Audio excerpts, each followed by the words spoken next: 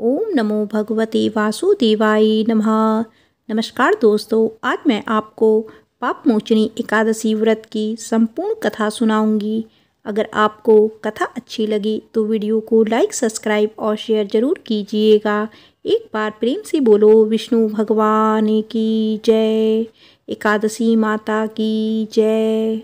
चैत मास के कृष्ण पक्ष में पड़ने वाली एकादशी को पाप मोचनी एकादशी के नाम से जाना जाता है। पाप मोचनी एकादशी पापों को नष्ट करने वाली एकादशी है। एक वर्ष में कुल 24 एकादशियां होती हैं और पाप मोचनी उनमें से एक है, जिसे भगवान विष्णु के सम्मान में मनाया जाता है। शाब्दिक अर्थ में पाप मोचनी में दो शब्द शामिल होते हैं, अर्थात पाप का अर्थ है अपराध और मोचनी निष्कासन को दर्शाता है, और साथ में यह संकेत करता है कि जो कोई भक्त पाप मोचनी एकादशी का पालन करेगा वह सभी अतीत और वर्तमान के पापों से मुक्त हो जाता है। पाप मोचनी एकादशी प्रतिवर्ष चैत मास में आती है। इस एकादशी का सभी व्रतों में विशेष महत्व है। इस दिन भगवान विष्णु की विधि विधान से पूजा करने से सभी तरह की परेशानियों से छुटकारा मिलता है। इसके साथ ही श्री हरि की कृपा हमेशा बनी रहती है। पाप मोचनी एकादशी के दिन व्रत रखने से व्यक्ति को सभी पापों से मुक्ति मिल जाती है। इसके साथ ही जीवन में आ रही उतार चढ़ाव से भी छुटकारा मिलता है। आज के दिन भगवान विष्णु की विधि विधान से पूजा करने के साथ पाप मोचनी एकादशी व्रत कथा का पाठ करना काफ़ी शुभ होता है। यह एकादशी चैत माह के कृष्ण पक्ष में आती है। हिंदू पंचांग के अनुसार इस बार यह तिथि 25 मार्च 2025 को सुबह 5 बजे शुरू होकर 26 मार्च को सुबह 45 मिनट तक रहेगी।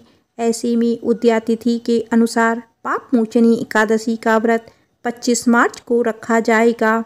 मान्यता है कि पाप मोचनी एकादशी यानी पाप हरने वाली एकादशी का व्रत करने से मन में शांति मिलती है, सुख, समृद्धि और मोक्ष प्राप्त होता है। इस दिन भगवान विष्णु की पूजा करने से समस्त पापों का नाश होता है। निर्जला एकादशी, आंवला एकादशी, पाप मोचनी एकादशी और देव उठनी एकादशियों को 4 बड़ी एकादशी माना जाता है। पाप मोचनी एकादशी ग्रीष्म ऋतु में होती है, इसीलिए इसमें दान पुण्य और पशु पक्षियों की भी सेवा का बहुत महत्व होता है। इस दिन मिट्टी के बर्तन में पानी भरकर दान करना चाहिए, जिससे शीतलता मिलती है, और किसी भी मंदिर में भोजन या अन्न का दान करें।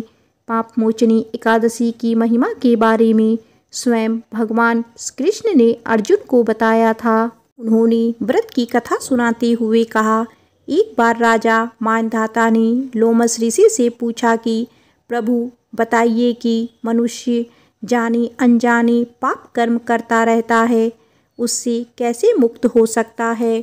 लोमस ऋषि ने उन्हें एक कहानी सुनाई कि कैसे चैत्ररथ नामक सुंदर वन में च्यवन ऋषि के पुत्र मेधावी ऋषि तपस्या में लीन थे। तभी वहाँ मंजूघोषा नामक अप्सरा आई, जो ऋषि पर मोहित हो गई और उन्हें अपनी ओर आकर्षित करने के षड्यंत्र करने लगी। उसी समय कामदेव भी वहाँ से गुजर रहे थे। उनकी नज़र अप्सरा पर गई तो उन्होंने भी उसकी मनोस्थिति समझते हुए उसकी सहायता की, जिससे अप्सरा अपने प्रयास में सफल हुई और ऋषि काम पीड़ित हो गए। इसके बाद ऋषि शिव की तपस्या भूलकर अप्सरा के साथ रमण करने लगे, मगर कई वर्षों के बाद जब उन्हें अपनी भूल का एहसास हुआ तो उन्हें खुद पर ज्ञालीन हुई। इसके साथ ही अपना व्रत भंग करने के लिए अप्सरा पर क्रोध आया, जिस वजह से उसे पिशाचनी होने का श्राप दे बैठे। अप्सरा इससे दुखी हो गई और श्राप से मुक्ति पाने की प्रार्थना करने लगी। इसी समय देव ऋषि नारद वहाँ आई और अप्सरा एवं ऋषि दोनों को पाप से मुक्ति पाने के लिए पाप मोचनी एकादशी का व्रत करने की सलाह दी।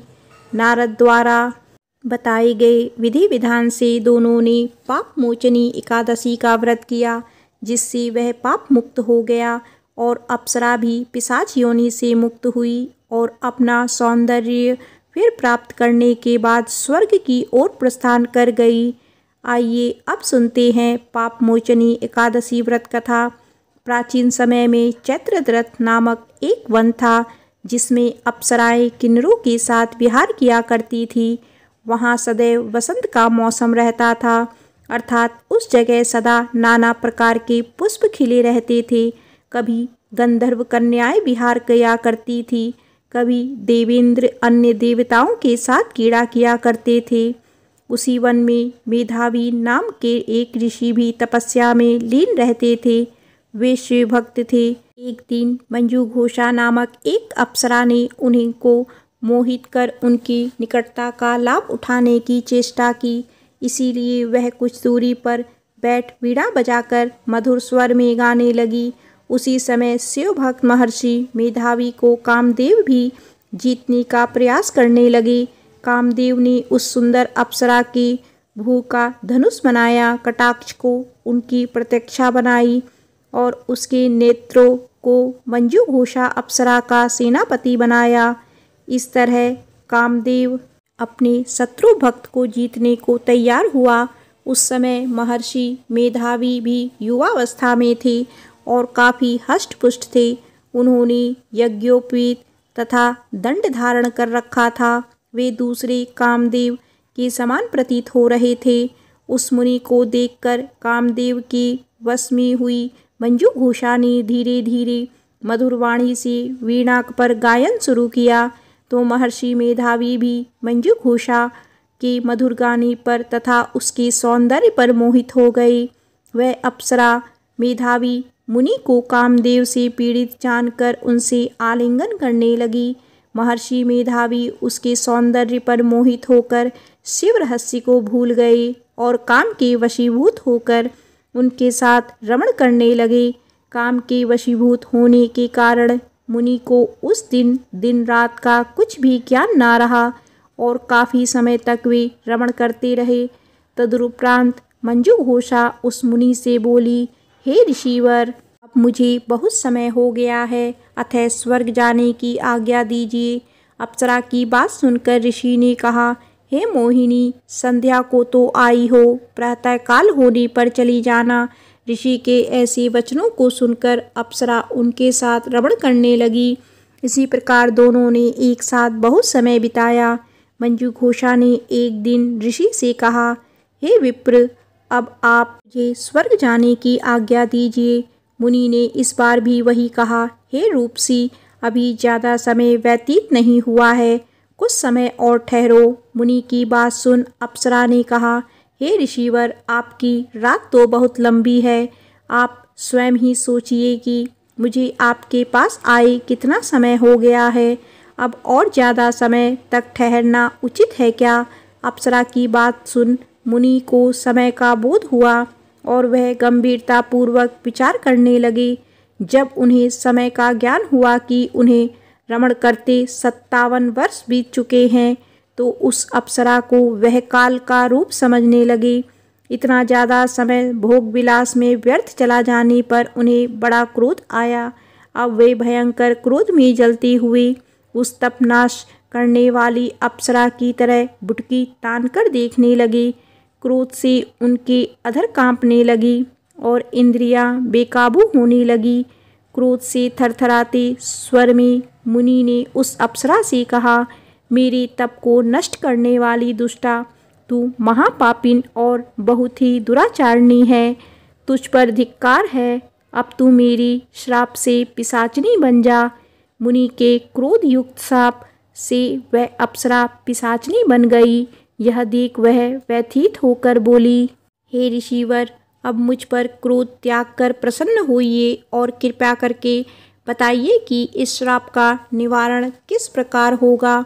विद्वानों ने कहा है, साधुओं की संगत अच्छा फल देने वाली होती है और आपके साथ तो मैंने बहुत वर्ष व्यतीत हुए हैं, अतः अब आप मुझ पर प्रसन्न हो जाइए, अन्यथा लोग कहेंगे कि एक पुण्य आत्मा के साथ रहने पर मंजू घोषा को पिशाचनी बनना पड़ा। मंजू घोषा की बात सुनकर मुनि को अपने क्रोध पर अत्यंत ग्लानि हुई, साथ ही अपनी अपकीर्ति का भय भी हुआ। अतः पिशाचनी बनी मंजू घोषा से मुनि ने कहा, तूने मेरा बड़ा बुरा किया है, किंतु फिर भी मैं तुझे इस श्राप से मुक्ति का उपाय बताता हूँ। चैत मास के कृष्ण पक्ष की जो एकादशी है उसका नाम पाप मोचनी है। उस एकादशी का उपवास करने से तेरी पिशाचनी की देह से मुक्ति हो जाएगी। ऐसा कहकर मुनि ने उसको व्रत का सब विधान समझाया। फिर अपने पापों का प्रायश्चित करने के लिए वे अपने पिता च्यवन ऋषि के पास गए। च्यवन ऋषि ने अपने पुत्र मेधावी को देखकर कहा, हे पुत्र, ऐसा क्या किया है तूने कि तेरे सभी तप नष्ट हो गए, जिससे तुम्हारा समस्त तेज मलिन हो गया है। मेधावी मुनि ने लज्जा से अपना सिर झुकाकर कहा, पिताश्री, मैंने एक अप्सरा से रमण करके बहुत बड़ा पाप किया है। इसी पाप के कारण संभवतः मेरा सारा तेज और मेरे तप नष्ट हो गए हैं। कृपया पर करके आप इस पाप से छूटने का उपाय बताइए। ऋषि ने कहा, हे पुत्र, तुम चैत माह के कृष्ण पक्ष की पाप मोचनी एकादशी का विधि तथा भक्ति पूर्वक उपवास करो, इससे तुम्हारे सभी पाप नष्ट हो जाएंगे। अपने पिता च्यवन ऋषि के वचनों को सुनकर मेधावी मुनि ने पाप मोचनी एकादशी का विधि पूर्वक व्रत किया। उसके प्रभाव से उनके सभी पाप नष्ट हो गए। मंजू घोषा अप्सरा भी पाप मोचनी एकादशी का उपवास करने से पिशाचनी की देह से छूट गई और पुनः अपना सुंदर रूप धारण कर स्वर्गलोक को चली गई। लोमस मुनि ने कहा, हे राजन, इस पाप मोचनी एकादशी के प्रभाव से समस्त पाप नष्ट हो जाते हैं। इस एकादशी की कथा के श्रवण व पठन से 1000 गौदान करने का फल प्राप्त होता है।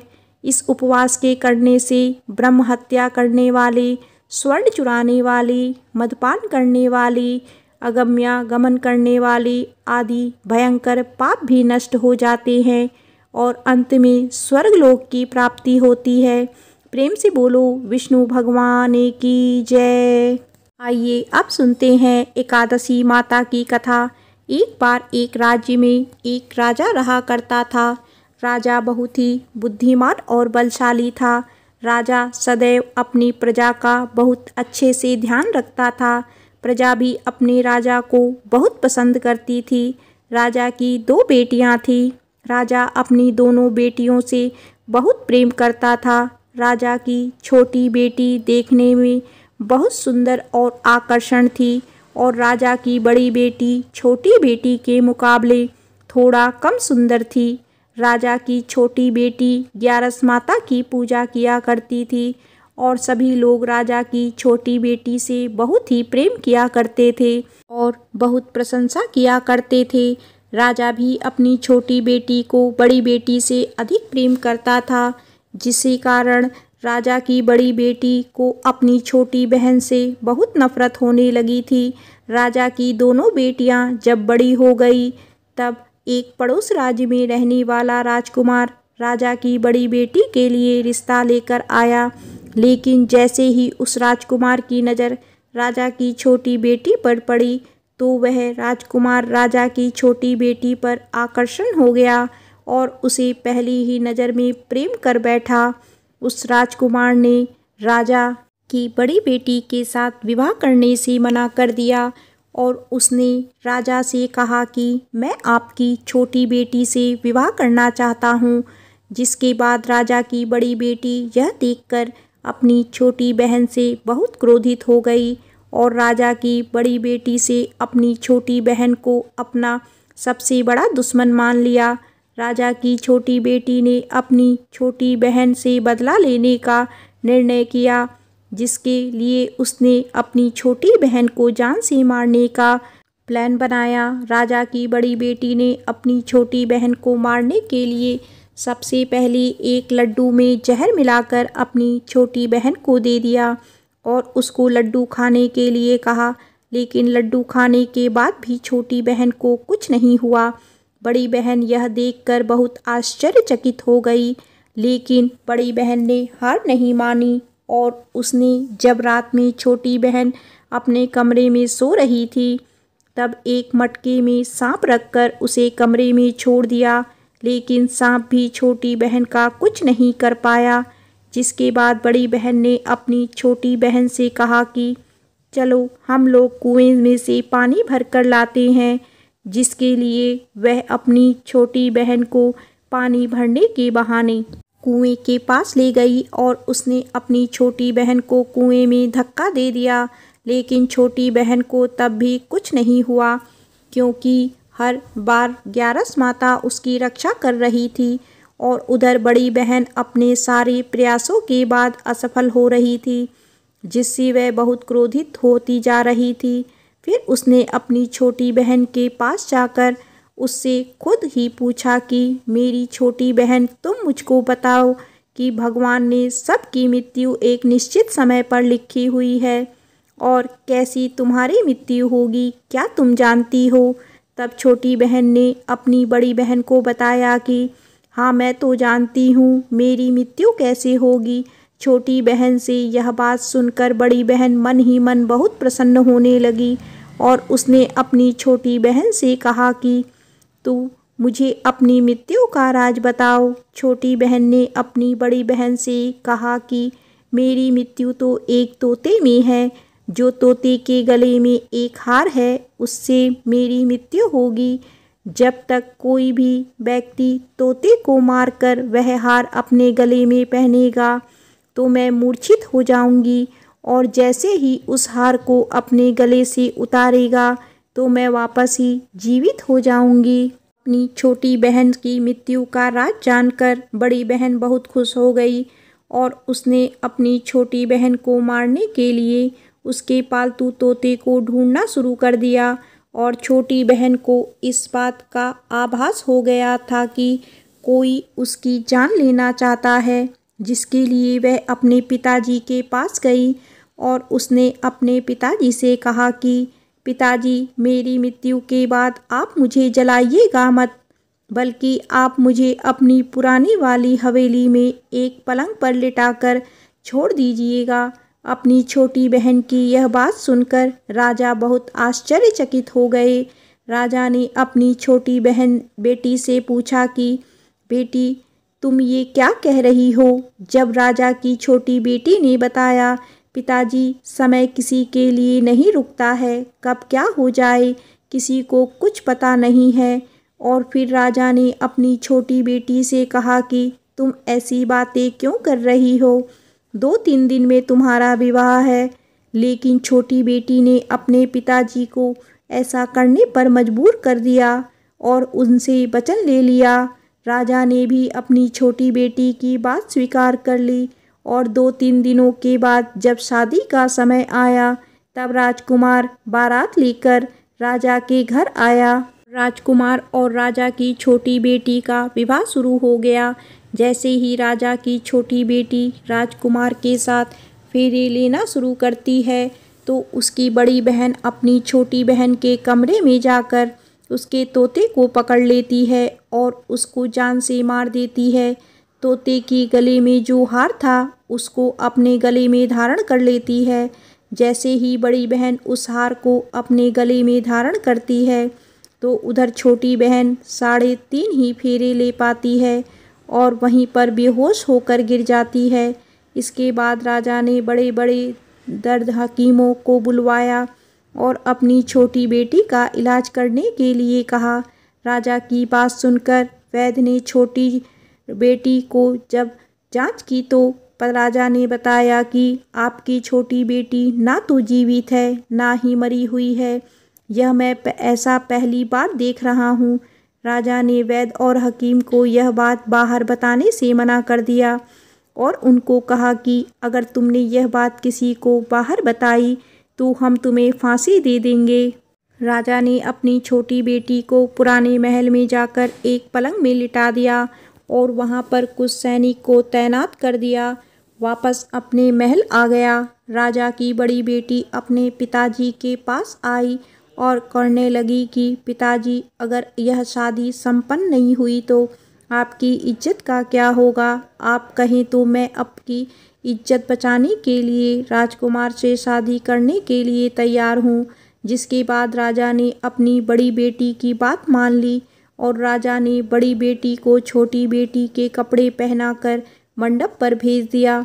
लेकिन राजकुमार यह जान गया कि यह राजा की छोटी बेटी नहीं बल्कि यह राजा की बड़ी बेटी है। लेकिन जब राजकुमार ने शादी करने से मना किया तो सभी लोगों ने राजकुमार को विवश करके राजा की बड़ी बेटी से बचे हुए फेरों को संपन्न करा दिया और विवाह करवा दिया। इसके बाद राजकुमार राजा की बड़ी बेटी को अपने महल ले गया। राजकुमार राजा की बड़ी बेटी से ना तो बात करता था, न ही उसको पसंद करता था और ना ही उसके आसपास भटकता था। और राजकुमार ने यह फैसला लिया था कि वह अपनी प्रेमिका को ढूंढकर ही रहेगा, यह जान कर रहेगा कि उसके साथ क्या हुआ है। एक दिन राजकुमार अपने घोड़े पर सवार होकर राजा के पुराने महल के पास पहुंच गया, जहां पर उसने कुछ सैनिकों को देखा। महल के पास पहुंचकर राजकुमार ने जब महल को ध्यान से देखा तो वह समझ गया कि यह तो हमारी ससुर जी का महल है। तब राजकुमार ने सैनिकों से पूछा, तुम यहाँ क्या कर रहे हो और इस महल के अंदर उस पलंग पर कौन लेटा है? जिसके बाद सैनिकों ने बताया कि यहाँ पर राजा की छोटी बेटी लेटी है। यह सुनकर राजकुमार बहुत प्रसन्न हो गया और वह तुरंत अपनी प्रेमिका के पास पहुँच गया और उसकी सेवा करने लगा। जैसे ही रात हुई तो राजा की छोटी बेटी उठकर खड़ी हो गई। राजकुमार यह देखकर बहुत खुश हो गया और उसने अपनी प्रेमिका से पूछा कि तुम यहाँ क्या कर रही हो? तुम मेरे साथ मेरे घर चलो। राजा की छोटी बेटी ने राजकुमार को सारी बातें बता दी कि मेरी जान एक तोते में बसी थी और मैंने यह बात सिर्फ अपनी बड़ी बहन को बताया था और मुझे पता है कि उसने ही मुझे मारने का प्रयास किया है। उसके पास एक हार है जिसको वह सुबह पहन लेती है और रात को उतार देती है। जब तक वह हार उसको गले में रहेगा तब तक मैं मूर्छित रहूँगी और जैसे ही वह हार उतार देगी तो मैं जीवित हो जाऊँगी। और जब तक मेरी बड़ी बहन के पास वह हार है तब तक मैं ऐसे ही जीवित और मूर्छित होती रहूँगी। अगर मेरी बड़ी बहन के पास जो हार वह मेरे हाथ में लग जाए तो मैं हमेशा के लिए जीवित हो जाऊंगी। राजकुमार यह बात सुनकर राजा की छोटी बेटी के साथ रहने का निर्णय ले लिया और उसने अपने बचे हुए सारे फेरे उस पलंग पर लेटी राजकुमारी की छोटी बेटी के साथ ले लिए और अपना विवाह पूर्ण कर लिया और वहीं पर रहने लगा। देखते ही देखते कुछ समय में राजा की छोटी बेटी और राजकुमार की पत्नी पेट से हो गई। एक दिन राजकुमार को किसी काम से बाहर जाना पड़ा। छोटी बहन के पेट में बहुत तेज से दर्द होने लगा। इसके बाद उसने ग्यारस माता का आवाहन किया, जिसके बाद वहां पर ग्यारस माता प्रकट हुई और उन्होंने अपनी भक्तों के दर्द को दूर किया और एक पुत्र की प्राप्ति करवाई। और वहीं पर अचानक से राजकुमार भी आ गया। राजकुमार ने ग्यारस माता को देखा तो वह भी आश्चर्यचकित हो गया और उसने तुरंत माता को प्रणाम किया और ग्यारस माता ने राजकुमार से कहा कि जब तुम्हारा पुत्र 5 वर्ष का हो जाए तो तुम अपनी पत्नी का हार लाकर उसके गले में डाल देना। और देखते ही देखते राजकुमार और राजा की छोटी बेटी का पुत्र 5 वर्ष का हो गया। राजकुमार अपने बेटे से कहता है कि बेटा, मैं कुछ काम से बाहर जा रहा हूँ, तुम अपनी माता का ध्यान रखना। और वो वहाँ से चला जाता है। राजा को बाहर निकलता देख बड़ी रानी के सैनिक देख लेते हैं और बड़ी बहन को जाकर सारी बातें बता देते हैं। जिसके बाद बड़ी बहन अपनी छोटी बहन के पुत्र को वहाँ से उठा लेती है और उसको मरवा देती है। छोटी बेटी के पुत्र के 2 टुकड़े करवा देती है। पहला टुकड़ा चक्की के पास छुपा देती है और दूसरा टुकड़ा अपने पलंग के नीचे रख देती है। अब ग्यारस माता भिखारी का रूप लेकर आती है। एक भिखारी का रूप रखकर बड़ी बहन के पास चली जाती हैं, जिसके बाद वहाँ पर भिक्षा मांगने लगती हैं। बड़ी बहन अपने नौकरों से कहती है कि जाकर भिक्षा दे दो, लेकिन जैसे ही नौकर ग्यारस माता को भिक्षा देने के लिए आते हैं तो माता उन्हें मना कर देती है और कहती है कि मैं तुम्हारी महारानी से ही भिक्षा लूँगी। जिसके बाद बड़ी बहन स्वयं ही भिक्षा देने के लिए माता के पास आती है। तब माता एक बिल्ली का रूप लेकर उसके कमरे में चली जाती है और वहाँ पर छोटी बेटी के पुत्र के कोई दो टुकड़े को आपस में जोड़ देती है और उसे जीवित कर देती है। उसे वहाँ से ले जाती है। राजकुमार अपने बेटे को लेकर अपनी पत्नी के पास जाता है और उससे कहता है कि तुम इसका ध्यान रखना। अगर तुम इस बच्चे का अच्छे से ध्यान रखोगी तो मैं तुमसे बात करूँगा। एक दिन राजकुमार अपने बच्चे से कहता है कि तुम अपनी माँ से उनके गले का हार मांग लेना। जिसके बाद राजकुमार का लड़का अपनी माँ के पास जाता है और कहता है कि माँ, मुझे तुम्हारा हार चाहिए जो तुमने गले में पहन रखा है। यह सुनकर पहले तो बड़ी बहन बहुत क्रोधित होती है, पर उसको यह याद आता है कि राजकुमार ने कहा था कि अगर मैं इस बच्चे का ध्यान अच्छे से रखूँगी तो वह मुझसे बात करेंगे, जिसके कारण वह हार उस बच्चे को दे देती है। और तभी राजकुमार अपने बेटे को लेकर वहाँ से जाने लगता है और अपनी पत्नी से कहता है कि तुम हमारे लिए खाना बना कर रखना, मैं शाम को आकर तुम्हारे साथ खाना खाऊंगा। वह अपने बेटे को वहाँ से लेकर चला जाता है। जिसके बाद वह राजा के पास जाता है और उनको सारी बातें बता देता है। राजा अपनी बड़ी बेटी की यह करतूत सुनकर बहुत क्रोधित होती है और अपने परिवरिश पर भी दोष देने लगते हैं और राजकुमार को अपनी छोटी बेटी के साथ रहने के लिए आदेश देते हैं। एक बार प्रेम से बोलिए एकादशी माता की जय।